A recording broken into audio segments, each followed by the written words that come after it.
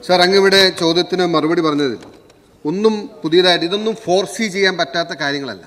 ഈ ടേബിൾ ചെയ്തേക്കണം മറുപടിയിൽ പറഞ്ഞിട്ടുള്ള ഒരു കാര്യം, ആട്ടക്കുളങ്ങൽ റോഡിൽ പ്രവൃത്തി ആരംഭിച്ച ശേഷം ഓപ്പറേഷൻ അനന്തയുടെ ഭാഗമായി നിലവിൽ ഡിസൈൻ ചെയ്ത ഓർഡറുടെ ഡിസൈൻ മാറ്റാൻ ജില്ലാ കളക്ടർ നിർദ്ദേശിച്ചു. That shows lack of professionalism.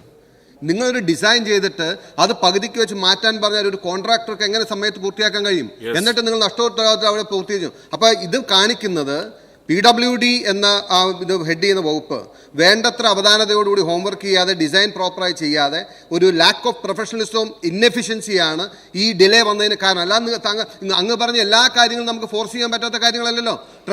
ഇവിടെ കേബിളുകൾ ഉണ്ടെന്നും ട്രഞ്ച് ആയത്തിൽ കുളിക്കേണ്ട വരുമെന്നും അതുപോലെ ഈ ഡക്ട് ഇടേണ്ട വരുമെന്നൊന്നും ഫോഴ്സ് ചെയ്യാൻ പറ്റാത്ത കാര്യങ്ങളല്ലോ. There is no reason stated which delayed the project. അതെന്താണെന്ന് കൃത്യമായി പറയാൻ കഴിയും? സർ, ഞാൻ ഇതിന്റെ നാൾവഴികൾ നേരത്തെ പറഞ്ഞു. കരാറുകാരൻ ഇതുമായി ബന്ധപ്പെട്ടെടുത്ത നിലപാട് അത് തെറ്റായ നിലപാടാണ്. ആ നിലപാട് പരിഹരിക്കാൻ വേണ്ടിയിട്ടുള്ള ശ്രമങ്ങൾ നടത്തിയാൽ സാധിച്ചില്ല. അവസാനം ആ കരാറുകാരനെ ടെർമിനേറ്റ് ചെയ്യുകയും വിവിധ ടെൻഡറുകൾ നൽകുകയും ചെയ്തു. സർ, ഇതിൻ്റെ ഭാഗമായി 28 റോഡുകളിൽ 25 റോഡും യുദ്ധകാലാടിസ്ഥാനത്തിലാണ് അതിൻ്റെ പ്രവർത്തനം നടന്നത്. മാർച്ച് മാസത്തിനുള്ളിൽ തന്നെ ടാർ ചെയ്ത് ഗതാഗത യോഗ്യമാക്കി. സർ, മാനവീയം വീതിയും കലാഭവമണി റോഡും ഓഗസ്റ്റ് 2023 ഗതാഗതത്തിന് തുറന്നു കൊടുത്തു. VJT hall flyover road 1/2/2024 തുറന്നു കൊടുത്തു. Spencer junction AKG junction road 21/3 തുറന്നു കൊടുത്തു. സ്റ്റാറ്റ്യൂ ജനറൽ ആശുപത്രി റോഡ് 1/4/2024 തുറന്നു കൊടുത്തു. നോർക്ക ഗാന്ധിഭവൻ റോഡ് 3/4/2024 തുറന്നു കൊടുത്തു.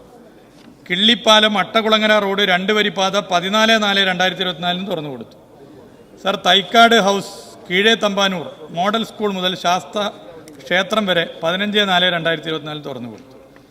ആൽത്തറ മുതൽ ചെന്തിട്ട വരെയുള്ള CV രാമൻപിള്ള റോഡ് മാർച്ച് മാസം മുതൽ തന്നെ ഘട്ടം ഘട്ടമായി തുറന്നു കൊടുത്തു. നിലവിൽ ഗതാഗത നിയന്ത്രണമൊന്നും ഈ റോഡിലില്ല.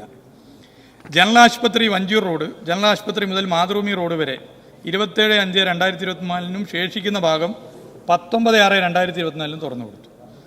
ഓവർബ്രിഡ്ജ് ഉപ്പിടാമൂട് റോഡ് 170 മീറ്റർ ഒഴികെ ടാർ ചെയ്ത് ഗതാഗതത്തിന് തുറന്നു കൊടുത്തിട്ടുണ്ട്. ബേക്കറി ജംഗ്ഷൻ ഫോറസ്റ്റ് ഓഫീസ് റോഡിൽ ഫോർമേഷൻ പണി പുരോഗമിക്കുന്നു. സർ, ഇത് അന്ന് ആ കരാറുകാരനെ ടെർമിനേറ്റ് ചെയ്യുന്ന ഒരു നിലപാട് സംസ്ഥാന സർക്കാർ സ്വീകരിച്ചില്ലായിരുന്നെങ്കിൽ ഇന്നും നമ്മൾ കുഴപ്പത്തിലാകുമായിരുന്നു.